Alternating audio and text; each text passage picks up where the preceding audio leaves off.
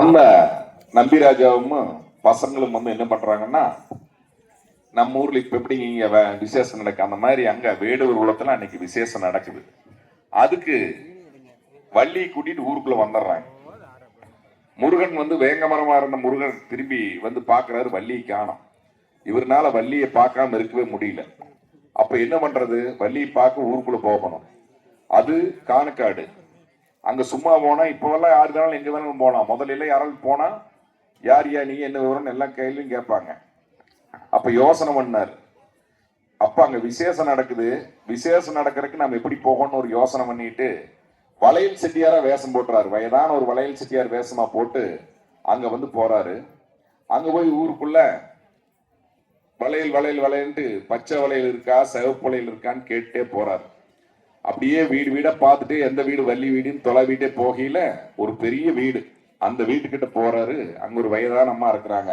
ஐயா வாயா இங்க வளையல் செட்டியார வாங்கின்னு கூப்பிட்டு, என்னென்ன வளையல் ஐயா இருக்குது உங்ககிட்ட அப்படின்னு கேட்கல, அம்மா எங்கிட்ட பச்சை வளையல் சிவப்பு வளையல் எல்லாம் இருக்குதுன்னு சொல்றாரு.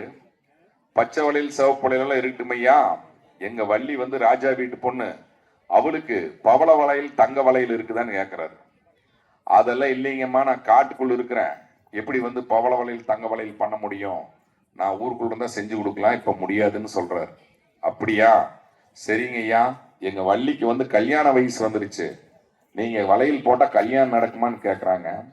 கண்டிப்பா கல்யாணம் நடக்குமா, நான் போட்டா இவரு கல்யாணம் நடக்குன்னு சொல்றாரு. இவருக்கு எப்படியாவது ஒரு வாக்குல வள்ளி பார்க்கணும். சரி எப்படியா இங்க நடுக்காட்டுக்குள்ள நீ முடியாது, நீ இப்ப போடலான்னு சொல்றிய எப்படின்னு கேட்கல, அம்மா காட்டுக்குள்ள ஊனாங்குடி இருக்குது, நான் அந்த ஊனாங்குடி பிடிங்கி வளையல் செஞ்சு போடுறேன், அந்த வளையல் யானை கட்டினாலே அந்த ஊனாங்குடி தாங்கும், அந்த வளையல் நான் செஞ்சு போட்டேன்னா யாருக்கு போடணும் கண்டிப்பா இவளுக்கு கல்யாணம் நடக்கும்னு சொல்றாரு.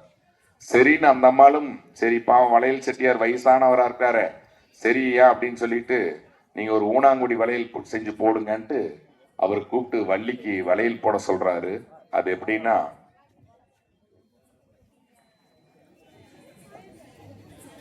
நெற்றியிலே ஒரு நாமம் இட்டு கந்தர் நிறான கம்பையும் கையில் வைத்து வளையல் வளையல் என்று சத்தம் போட்டார். வளையல் வளையல் என்று சத்தம் போட்டார். கந்தர் வள்ளி இருக்கும் வனம் போய் சேர்ந்தார். வளையல் செட்டியாராக வந்திருக்கும் சுப்பிரமணியரை வள்ளிக்கு துணையாக இருக்கின்ற அந்த வயது முதிர்ந்த வேடுகுல பெண் வரவேற்கும் விதம் எப்படி என்றால், வாரும் ஐயா எங்கள் வளையல் செட்டியாரே, வாரும் ஐயா எங்கள் வளையல் செட்டியாரே, வந்திரங்கு மனப்பந்தலிலே, நீங்க வந்திரங்கு மனப்பந்தலிலே, பச்சை வளையல் கொண்டு வாங்கோ, நீங்க பவள வளையல் கொண்டு வாங்கோ, அந்த முத்து பதித்த நல்ல ரத்தின வளையல் கொண்டு வாங்கோ, அந்த கந்தன மனம் முடிக்கும் வள்ளிக்கு நீங்க கல்யாண வளையல் கொண்டு வாங்கோ. என்ன சாமிங்களா, வளையல் வாங்க போலாங்களா? ஜுவல்லரி ஷாப்புங்களா? போக முடியாது. சரி, ஃபேன்சி ஸ்டோரே போலாம்மா.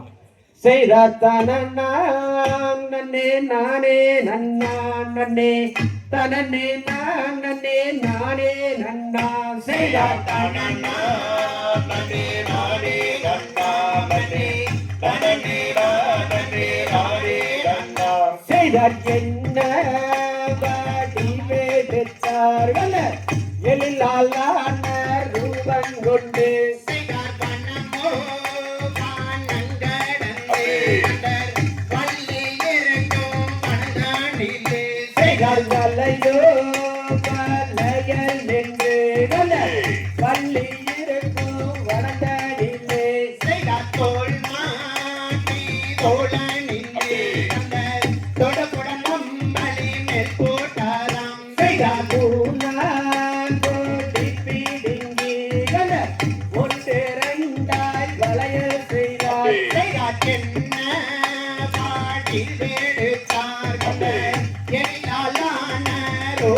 கொண்டு செய்தார் சொத்து ஒரு மின்னல் மின்னும்